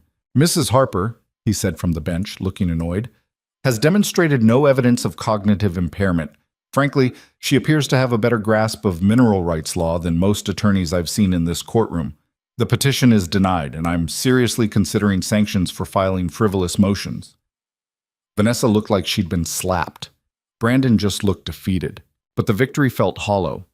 Because the damage was done. The town was divided. Articles kept appearing in the paper. People took sides. My phone number got leaked somehow, and I started getting calls from strangers, some supportive, some hateful. One night, someone threw a rock through my front window with a note tied to it. Leave while you still can. I called the sheriff. He took a report, but said without witnesses, there wasn't much he could do. Tom offered to install security cameras. I said yes. The worst part was the isolation. I'd never had many friends. I'd spent most of my adult life focused on Robert and Brandon. Now the few acquaintances I'd had were either avoiding me or had chosen Brandon's side. Only Nancy and a few others still spoke to me. I was winning the legal battle but losing everything else. Then Tyler showed up at the ranch. It was a Saturday afternoon. I was in the garden, planting tomatoes, even though it was late in the season. I heard a car and looked up to see a beat-up Honda Civic pulling into the driveway. Tyler got out, gangly and awkward in the way 15-year-old boys are. "Grandma?" he called uncertainly. I stood up, brushing dirt off my jeans. "Tyler, does your father know you're here?" No. I told him I was going to a friend's house. He walked over slowly, hands in his pockets. "Can we talk?" We sat on the porch. I brought out lemonade and he gulped it down like he'd been walking through a desert. "I wanted to see the ranch," he said. "Dad always said it was a dump, but it looks nice. It's getting there. The view is amazing." He was quiet for a moment. I read Grandpa's obituary online. It said he was a surveyor, that he spent his whole career mapping mineral deposits. That's right. So he would have known what was under this land. Smart kid. Yes, he knew. And he left it to you anyway, even though Dad got the house and everything else. Yes. Tyler nodded slowly, processing. Mom says you're being selfish, that you're trying to punish us because you're mad at Dad. What do you think? He looked at me, really looked at me, and I saw something in his eyes that reminded me of Brandon as a boy, before Vanessa, before the money stress, before everything got complicated. I think Grandpa was really smart, Tyler said carefully, and I think if he left you this ranch, he had a good reason. My throat tightened. Your grandfather loved your father very much, but he was worried about the choices your father was making. You mean marrying Mom? The bluntness startled me. Tyler, it's okay. I know Mom can be difficult. She's mean sometimes. She says things that hurt people's feelings and then acts like it's their fault for being sensitive. He picked at the label on the lemonade bottle. She's been really mean to you, hasn't she? Yes, I said honestly. She has. And Dad just lets her. Yes. That sucks. Despite everything, I almost smiled. Yeah, it does. Are we really going to lose the house? Tyler asked, his voice small. I don't know, honey. That depends on your parents' finances, which I don't know anything about. We're broke, Tyler said flatly. Mom doesn't think I know, but I hear them fighting at night. They're behind on the mortgage. Dad's business isn't doing well. They bought the house because Mom wanted it, even though Dad said we couldn't afford it. And now with the mining thing, she's freaking out because if the property value drops, we can't sell it and we're stuck. This was too much information, too much burden for a 15-year-old to carry. Tyler, that's not your responsibility to worry about. But it is, isn't it? Because I'm going to be the one who has to move schools and leave my friends and deal with the fallout. He looked at me with eyes too old for his face. I just wanted to ask you something, and I want you to be honest. Okay. Are you doing this to get back at Dad? Because if you are, I get it. What he did was really wrong, but I just need to know. I thought about how to answer, how to be honest without crushing this kid who was already carrying too much. I'm doing this, I said slowly, because for the first time in my life, I'm choosing myself. I'm choosing my financial security, my future, my dignity. If that hurts your father, I'm sorry. But I can't keep sacrificing my own well-being to protect people who won't protect me. Tyler nodded. That's fair. But Tyler, I want you to know something. None of this is your fault. Not the house situation, not the money problems, not the fight between me and your parents. You didn't cause any of it, and you're not responsible for fixing it. Then who is? Your parents. They're the adults. They made the choices that led here. Now they have to deal with the consequences. He was quiet for a long time, staring out at the mountains. I wish Grandpa was still here, he said finally. He was always nice to me. He actually listened when I talked. He loved you very much. Did he love Dad? The question caught me off guard. Of course he did. Even though he left you all the valuable stuff? I thought about Robert's journal entries, his disappointment, his hope that this would teach Brandon something important. Your grandfather loved your father enough to try to make him a better man, I said, even if it meant making hard choices. Tyler finished his lemonade and stood up. I should go. If Dad finds out I came here, he'll lose it. Tyler, wait. I went inside and came back with one of Robert's geology books, one with beautiful pictures of rock formations and minerals. Your grandfather would have wanted you to have this. He took it carefully, running his hand over the cover. Thank you. And Tyler, you're welcome here anytime, regardless of what happens with your parents. You're my grandson and I love you. His eyes got wet. He nodded quickly and practically ran to his car. I watched him drive away and felt something shift inside me. The fight with Brandon and Vanessa wasn't just about me anymore. It was about Tyler and Madison too, about showing them that standing up for yourself isn't selfish, that boundaries aren't cruel, that sometimes the most loving thing you can do is refuse to enable destructive behavior. The mining permits were approved 2 weeks later. Summit Mining scheduled to break ground in 30 days. Brandon called me one last time. Mom, I need to tell you something. His voice sounded different, hollow, defeated. I'm leaving Vanessa. I sat down, stunned. What? I'm filing for divorce. I should have done it years ago, but I was too scared. Scared of being alone, scared of failing, scared of admitting I'd made a mistake.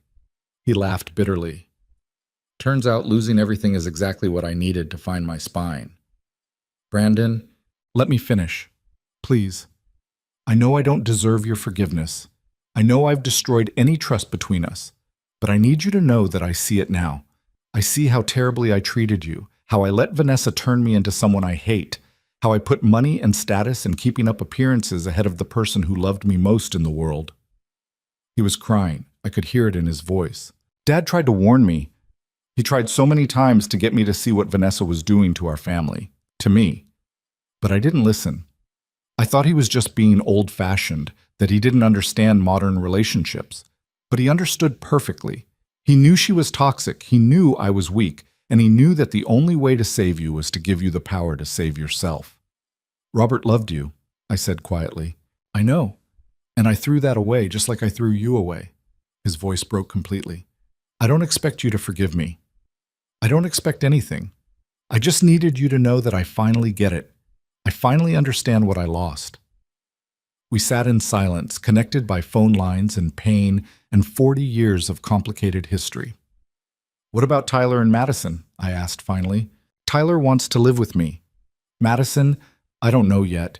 She's younger, more attached to Vanessa, but I'm going to fight for them. I'm going to be the father they deserve, even if I wasn't the son you deserved.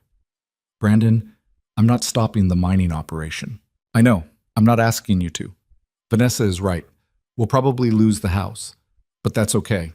It was always too big, too expensive, too much trying to impress people who don't matter. We'll downsize, we'll figure it out. He paused. The house was never a home anyway, not really. It was just a showcase for Vanessa's image. Where will you go? I don't know yet. Maybe I'll stay in the area. Tyler loves his school. Maybe we'll move somewhere cheaper. I'll find work. I'm a decent accountant when I'm not drowning in debt and marital dysfunction. Despite everything, I felt a small flicker of hope. Not for reconciliation, not yet, but for the possibility that my son might finally be finding his way back to the person he used to be. I'm proud of you, I said, for making this choice. Don't be proud yet. Talk to me in a year when I've proven I can actually follow through. He cleared his throat. Mom, can I ask you something? Did Dad leave you those letters, the ones for different occasions? How did you know about those? Because he left me one too, just one. It was with the lawyer, separate from the will. I opened it last night. What did it say? That he loved me, that he was disappointed in the man I'd become, but hopeful for the man I could still be, that he was giving you the ranch not to punish me, but to free you, and that if I was reading the letter, it meant I'd hit rock bottom and finally had a chance to rebuild myself into something better. Robert, even in death, he was trying to guide us. He was a good man, I said. He was, and he deserved a better son than me. But maybe I can still become that son, even if it's too late for him to see it. After we hung up, I sat on the porch and watched the sunset, turning the mountains purple and gold. The mining equipment would arrive in a few weeks. The operation would change this land, change this town, change my life in ways I couldn't fully predict. But I wasn't scared anymore. For the first time in my life, I wasn't trying to please everyone. I wasn't making myself small. I wasn't apologizing for taking up space. I was just being Evelyn, and that was enough. The mining equipment rolled in on a crisp October morning, 6 months after Robert's funeral. I stood on my porch with a cup of coffee, watching the massive trucks lumber up the access road Rick's crew had built. The sound echoed off the mountains, deep, rumbling, impossible to ignore. This was really happening. My phone buzzed. A text from Vanessa. I hope you're happy. The bank just started foreclosure proceedings. My children are going to be homeless because of you. I deleted it without responding. Patricia had warned me the messages would get worse as reality set in. She'd been right about everything else. The house in Copper Basin Estates had gone on the market 3 weeks ago, listed at a price 20% below what Brandon and Vanessa had paid. No offers yet. The realtor had been brutally honest. News of the mining operation had tanked interest.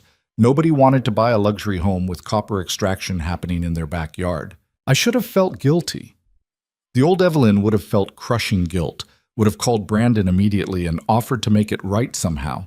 But I wasn't the old Evelyn anymore. Rick pulled up in his truck, hard hat already on. Big day, he said, grinning. Ready to officially become a mining magnate? Is that what I am now? That's what the first royalty check will say. He pulled out a folder. Speaking of which, I wanted to go over the payment schedule. First distribution should hit your account in about 90 days, once we start actual extraction. We're looking at approximately $200,000 for the first quarter. $200,000. Every 3 months. For the next 20 years. The numbers still didn't feel real. There's something else, Rick said, his expression shifting. We got a call from Vanessa's lawyer yesterday. They're threatening to sue Summit Mining directly, claiming we deliberately targeted residential areas to harass her family. Can they do that? They can try. It won't go anywhere. We've got every permit, every environmental clearance, everything by the book. But it'll be annoying and expensive to defend. He paused. There's an easy way to make it go away, though. Let me guess. Drop the residential site. Evelyn, I want to be clear. I'm not telling you what to do. The residential deposit is yours. You have every right to it, and we'll defend that right all the way to the Supreme Court if necessary. But if you wanted to walk away from it, just work the main ranch deposit. That's also your choice. I looked out at the mountains, at the ranch that had transformed from a dump into a home, at the land Robert had protected and preserved and left to me with such careful intention. How much would I lose, I asked, if we skipped the residential area? About $400,000 over the life of the mine, maybe more if copper prices go up. $400,000. Tyler's college fund. Madison's future. Money that could change their lives. But it was also Brandon and Vanessa's consequences finally catching up to them. It was the lesson Robert had wanted his son to learn. What would Robert do? I said aloud, not really expecting an answer. Rick smiled. Robert would tell you that the copper doesn't care about family drama. It's been sitting there for millions of years, and it'll sit there for millions more if you decide to leave it. The question isn't what the copper wants. It's what you want. What did I want? I wanted my son to understand that his choices mattered. I wanted Vanessa to realize that cruelty had a price. I wanted Tyler and Madison to see that their grandmother wasn't weak, wasn't invisible, wasn't someone who could be discarded without consequence. But I also wanted to sleep at night. Tell the lawyer we'll settle, I said. We dropped the residential deposit.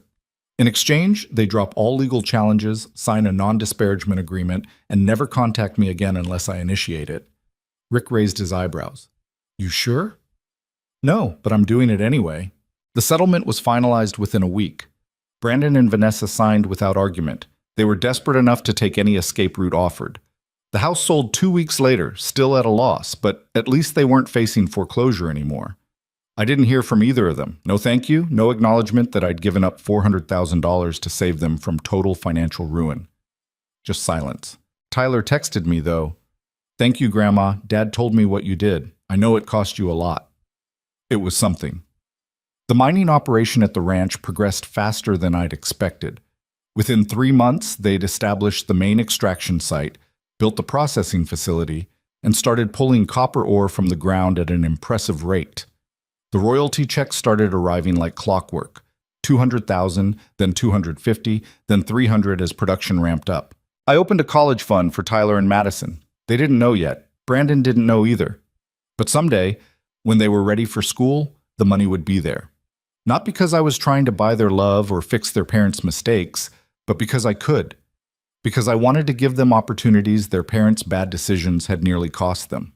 The ranch itself became something I'd never expected. A home I actually loved. I added a greenhouse for year-round gardening. I adopted 2 dogs from the shelter, mutts who'd been abandoned and needed a second chance as much as I had. I started taking geology classes at the community college, wanting to understand the land that had saved me.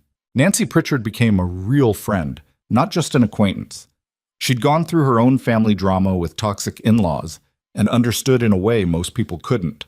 We had coffee every Tuesday, and she never once made me feel guilty for choosing myself. You know what the problem is, she said one morning, 6 months into the mining operation.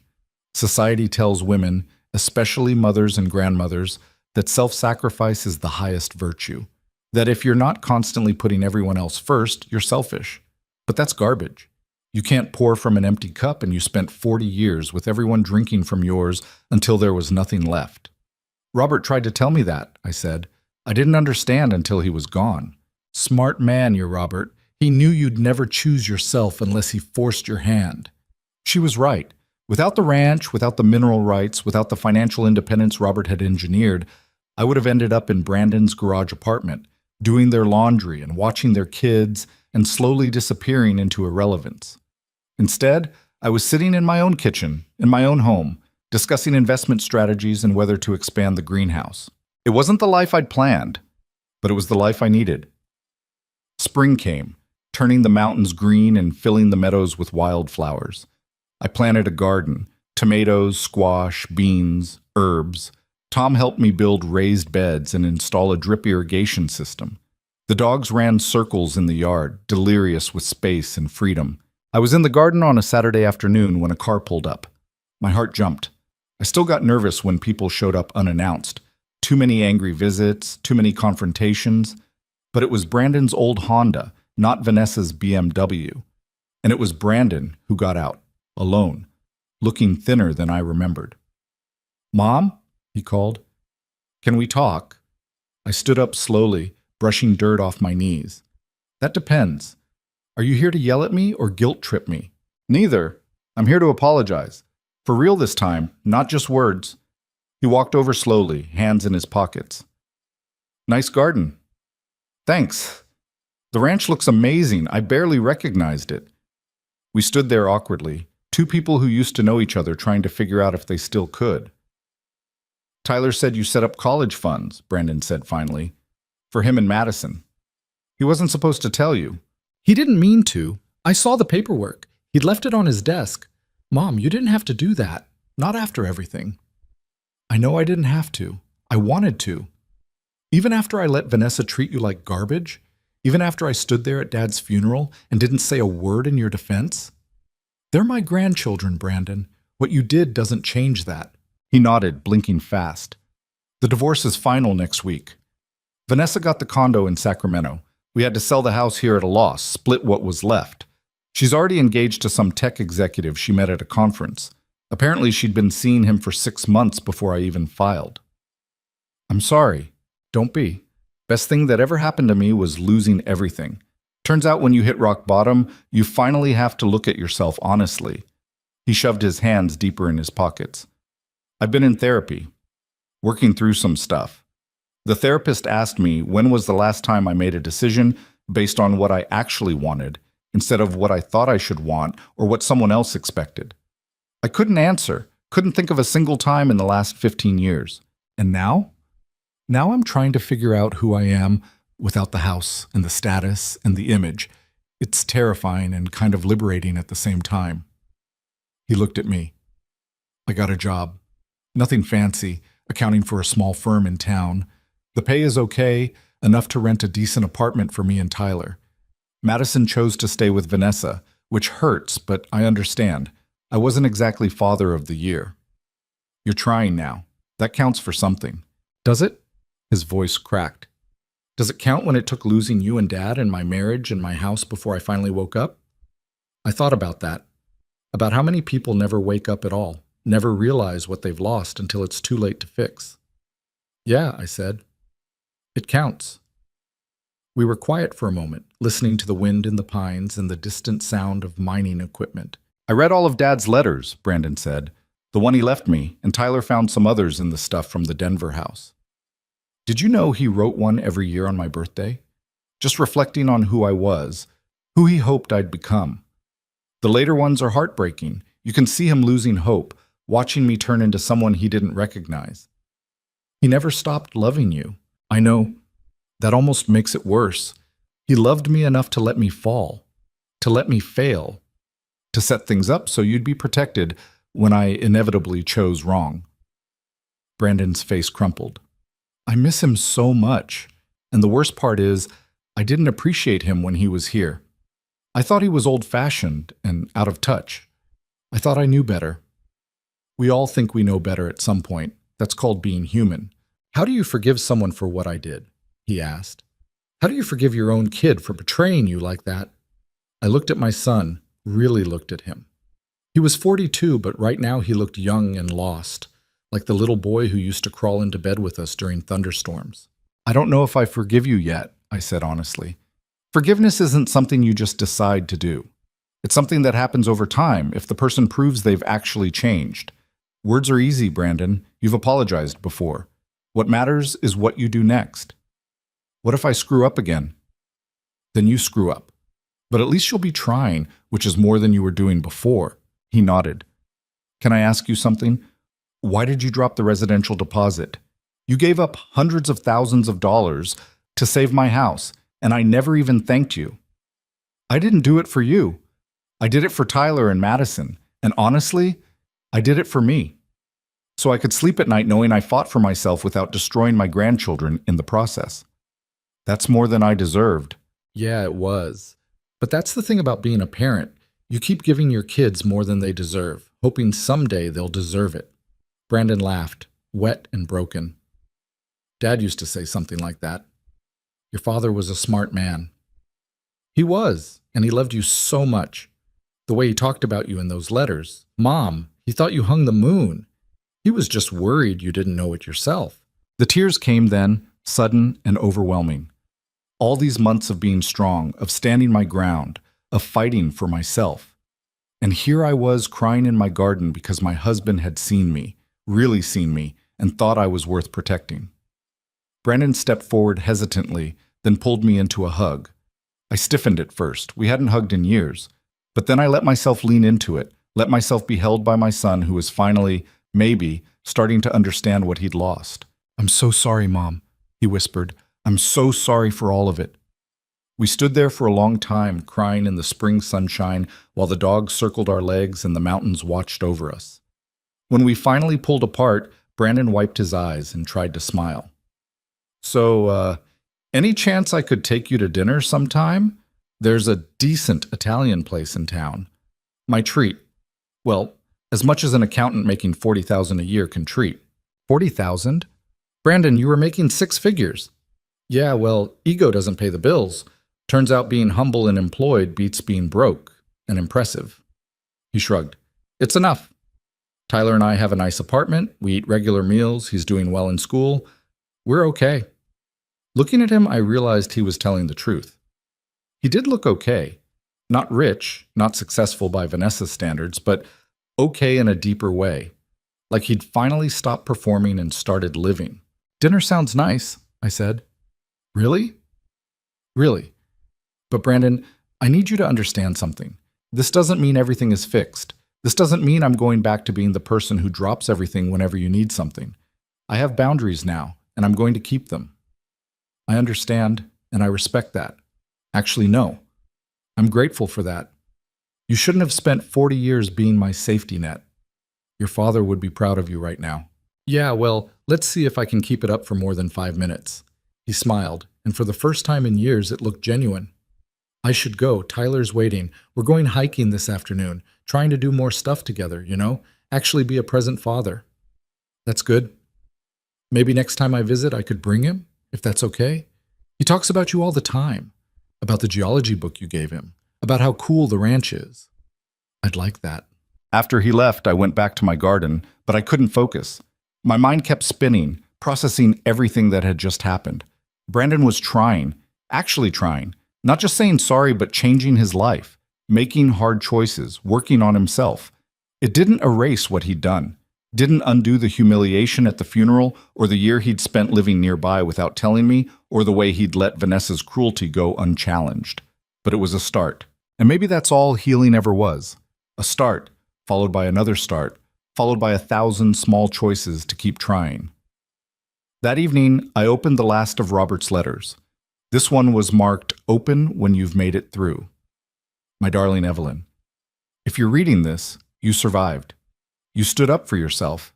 You fought when it would have been easier to surrender. You chose your own worth over everyone else's comfort. I'm so proud of you I could burst. I know it was hard. I know there were nights you wanted to give up, wanted to cave to the pressure, wanted to go back to being the person everyone expected you to be. But you didn't. You became the person you were always meant to be. The ranch is yours now, truly yours, not just legally, but spiritually. You've made it a home. You've built a life there. You've proven that starting over at 68 isn't just possible, it's powerful.